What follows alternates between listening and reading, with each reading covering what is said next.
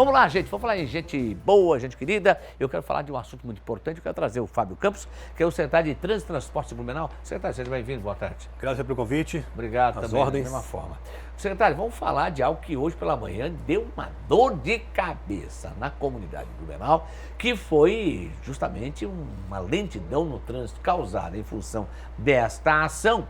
Gente que levou cerca de 2 horas do alto, do topo da rua Teodoro Rottrup, até o entroncamento ali com a rua Paraíba e também com a João Pessoa, Paraíba e 7, né? Então tá bem ali, mais ou menos 1h30, 2 horas.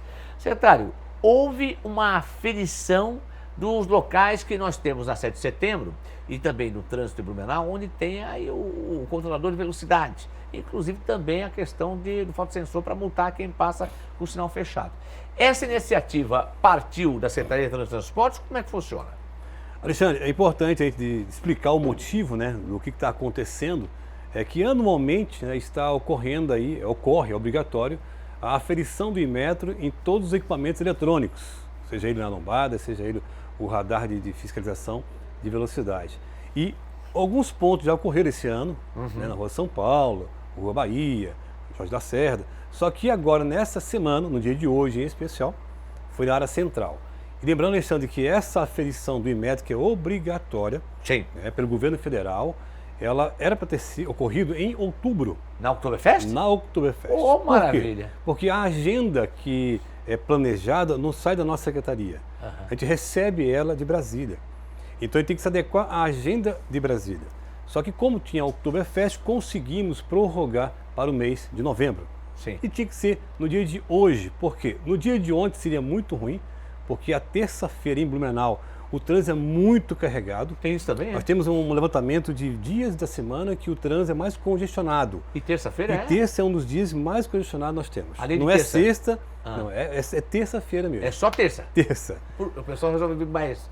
A gente já buscamos levantar alguns elementos, mas terça-feira sempre bate a caixa mais cheia de vários cruzamentos. Olha só. Aí tiramos da terça para quinta. Sim. Quinta-feira também é igual de hoje, mas com a programação do Inmetro tinha que ser no dia de hoje. Então, comunicamos isso, né? A secretaria, o governo, né, está ciente e saberíamos que ia ter um pouco de congestionamento natural. Por quê, Alexandre? Porque a aferição, como é que ela é realizada?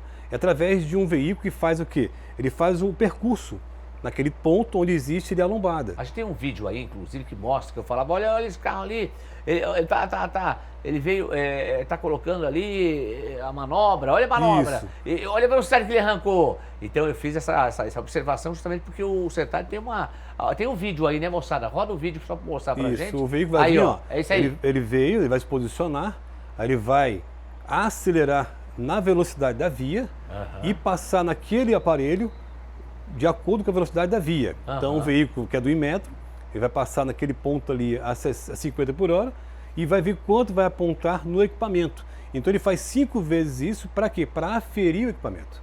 Isso é em todos os pontos da cidade. Então, por isso que tem muitos cones, tem um agente de trânsito no local fazendo aí a segurança e orientando os condutores. Aliás, tem uma placa que diz que é fiscalização ali. Isso, eletrônica, tá aí. O veículo todo, ele tem toda uma tecnologia também interna, Alexandre, para ele fazer a aferição, ó, veja lá que ele passa no cruzamento. Então isso, em média, Alexandre, demora aí 1 hora, 1h30 por pontos. Mas esse trecho aqui, que a gente está aqui na 7 com a Alameda, é o ponto que mais vai trazer, e trouxe agora há pouco, congestionamento. Os demais pontos são menores. Eu acredito que hoje ainda a gente finaliza esses pontos aí. E a gente pede, né, a todos os usuários aí, uma colaboração, paciência, tinha que ser feito hoje, por quê? Se não fosse hoje, Alexandre, eu não conseguiria aprovar os nossos equipamentos de fiscalização, porque tem um prazo para eu apresentar o laudo, senão eu não consigo fiscalizar, e a fiscalização faz parte da segurança viária. E não tendo aprovação, aí não tem autorização, eu não posso dar equipamento. Não pode equipamento. Não posso, eu tenho um pagamento mensal dele, que é importante, é a segurança viária acima de tudo, mas tem toda uma programação, Alexandre. Teve quase um incidente ali, porque um pedestre que não estava atento, usando um fone nos ouvidos, não ouviu a sirene, mas aí, lógico, não chegou a ocorrer ali um acidente. Mas foi um susto. Mas foi um susto que a gente teve ali, mas não é por falta de sinalização, e sim uma distração do pedestre. Ô secretário, deixa eu lhe fazer, aproveitando a oportunidade, ele perguntar o seguinte, com relação à fiscalização, nós temos, o senhor falou aí, depois da implantação, como é que estão os números, como é que estão os números? Você tem algum levantamento nesse sentido? Alexandre, no dia de ontem, tá, as faixas exclusivas de ônibus, que estão sendo agora desde segunda-feira fiscalizadas, tá, só no bairro Garcia, né, foram 25 autuações no final do dia, na Rua São Paulo 47, então na Beira Rio 18. Então no dia de ontem, né, isso foi ontem, no dia de hoje não tem esses números ainda, e a ideia é o quê? A ideia é que a gente deixa a faixa exclusiva de ônibus para os ônibus e para os credenciados, que é a van escolar e o táxi. Os demais não devem usar a faixa de ônibus porque a gente tem uma preocupação, né, de controle. Então aquele que acha que está transitando numa Beira Rio, numa São Paulo e não está sendo monitorado, ele está pelas câmeras e pelos agentes também na via pública. Olha só, até usa o celular também, né? Sim, também. Além de transitar, né? O braço para de fora, usando o telefone celular, sem cinto, manobras irregulares, né? Quando sai de uma faixa contínua e volta. Tudo isso é possível ser fiscalizado pelas câmeras. Deixa eu aproveitar, eu sou que é um homem bem preparado. Há quantos anos está especializado em trânsito aqui? 20 anos. 20 anos, são 2 décadas, né? Deixa eu lhe fazer a seguinte pergunta. Esse negócio de moto transitando, muita gente vai ficar brava comigo agora, transitando em meio aos carros, daqui a pouco eu falo dos táxis, hein? Segura aí, daqui a pouco eu falo dos táxis, circulando em meio aos carros, né? Pode em alguns pontos, outros não, né? Alexandre, a Lei 9.503, que é o Código de Trânsito, vamos dizer assim, ela não proíbe taxativamente as motos entre carros. Só que a própria lei ela diz o seguinte, que todo veículo ao transitar entre outros veículos deverá manter distância lateral e frontal.